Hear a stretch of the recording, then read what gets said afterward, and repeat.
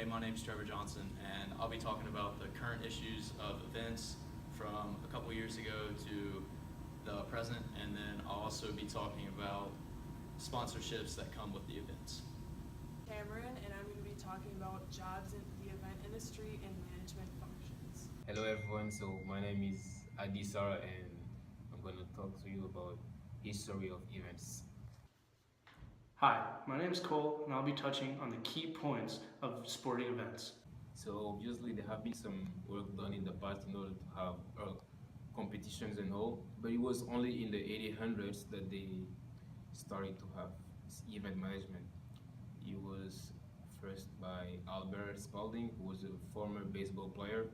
After his retirement, he decided to organize baseball events all around the country in order to promote the baseball products. And after Spalding events, many people inspired themselves from him. They started using the best players of any sport to develop the popularity of special sports. And later in the 1900s, they really started to realize that sport could be a real business. So that's when they started having agencies that they could call sport management agencies or marketing agencies, etc. And in 1960, that was when International Management Group, mostly known as IMG, was founded by Mark McCormick. Yeah, and more the sport industry was evolving, and there will be more work to do for. So more the sport industry was evolving, and more work there will be because the agencies will not only have to manage events, but also the players' careers and many more functions they will have to do. One of the most anticipated events in the USA in 2017 was the Floyd Mayweather and Conor McGregor fight.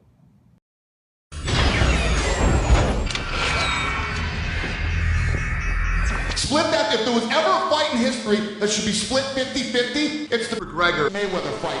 If we were to get it on, I would most certainly dismantle him also. We can make a deal right here, right now.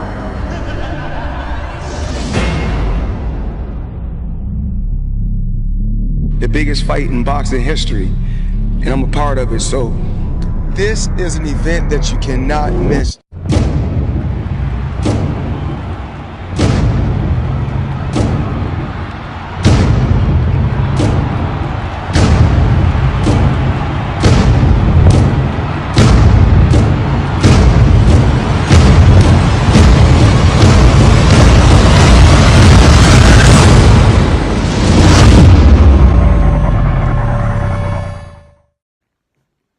There are a lot of factors that go into sporting events. These factors keep the audience and the athletes happy, safe, and healthy, and as well as entertained. One of the main points that is involved is the facilities. The facilities are important because that's where the event is held. It depends on the type of sport or event that is going to be held. A schedule is also going to need to be in place. The schedule tells the athletes and the audience what's going on at what time. The people that get this schedule going and the event going as well as the staff. There's many people that go into staff. Planners, people who get sponsorships, and they just keep the full event going and going good. As well as talking about sponsorships. Sponsorships are the main thing that keep these events going. They give them money and good advertisement, so both parties are very happy. Merchandise is also something that goes into these events. Merchandise can get more money for the event as well. Merchandise such as hats, t-shirts, sweatshirts, anything like that. People want things to remember that the event that they went to. In this day and age, safety is one of the big parts that goes on in these events. Safety is a huge concern because anything could possibly happen when there's a large event with lots of people and very popular athletes at these events. So that's why a lot of security comes into play when we're at these events. Security makes sure that the athletes are safe as well as the audience that's attending. Now, media is a huge thing that goes on at events, whether it be televised or on social media. Nowadays, social media is huge. So when someone sees something on social media, they're going to say, hey, I want to go to that, or that looks interesting. Social media plays a big part in these events that go on. Sporting events are very good nowadays. So, there's a lot of points that go into that, such as the scheduling and everything like that, merchandise, sponsorships, and lastly, the safety. So, sporting events are awesome to go to and they're really fun. So a sports marketing agency is a business that basically works on behalf of athletes, companies, events, teams, and places, and they were established so companies could represent the legal and marketing of athletes. And an example of that would be IMG. The first athlete they signed was Arnold Palmer, and as time goes on and people become more invested in sports, companies begin to sign more and more athletes. There's 3 different types of agencies, and the first one being full service, and they can handle anything from broadcasting to licensing. And then a specialized agency focuses on one specific thing, and that could be something like sponsorships.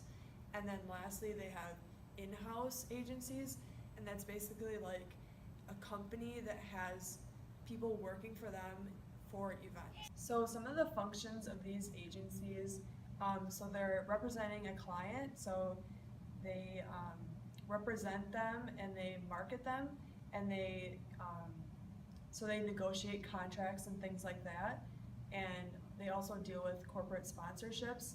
And sports in North America and worldwide are huge, so there's billions of dollars involved in sponsorships, so these agencies deal with those. Okay, so how do the organizations reach people? One of their methods is called grassroots programs, and basically what they do is a company like the NFL will put on events like flag football for people to do, and then it just brings out more people, and they know more about the NFL, and it's also kind of like a marketing strategy as well. So I'm here with Nevin Rourke. All right, so a couple weeks ago was debatably one of the biggest events in boxing history with Mayweather and McGregor going at it. It raised tons of revenue for the city and also the sport of boxing itself. You know, it was with great hype, and it was a good fight. What did you think about it? Personally, I thought it was an entertaining fight. Could have been a little bit better if the referee let it last longer. Wasn't really the outcome I was looking for, as I was rooting for Conor McGregor. Me and my friend from home, Jeff, we've been watching boxing and wrestling our whole lives. Growing up watching Ric Flair, and overall, I thought it was pretty entertaining. All right, so what did you think about the transition from UFC to boxing for McGregor? Overall, I thought he did pretty well. He was staying with him pretty much the whole fight until the last couple rounds, as his endurance just wasn't lasting as long as it should have been, like a normal boxer would have been. But overall, I think maybe give him another chance, give him more training. 3 months I don't think was long enough for him. It could be more interesting. All right, thanks, appreciate it. Today there are very many questions about security issues with sporting events and events in general. This is what brings us to the segment of current issues of events. Security issues are a big problem when it comes to events nowadays. You know, athletes, fans, workers, employees, and players, they should be able to feel at ease when they're at a certain event or game. You know, after the attacks of 9/11, it really opened the eyes of some people, and security definitely boosted up in certain areas of events. But then again, another current issue, what happened in 2013 was the bombing of the Boston Marathon, where it left some people injured, some people lost their lives because bombs were placed along different locations of the finish line. And many people were asking, you know, what could they do? What could have they done? And you know, this is a big problem when it comes to marathons and stuff like that. Those events are definitely hard to boost up on the security.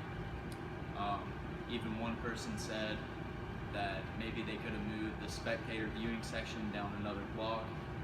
You know, whatever it may be, it's still hard to manage those.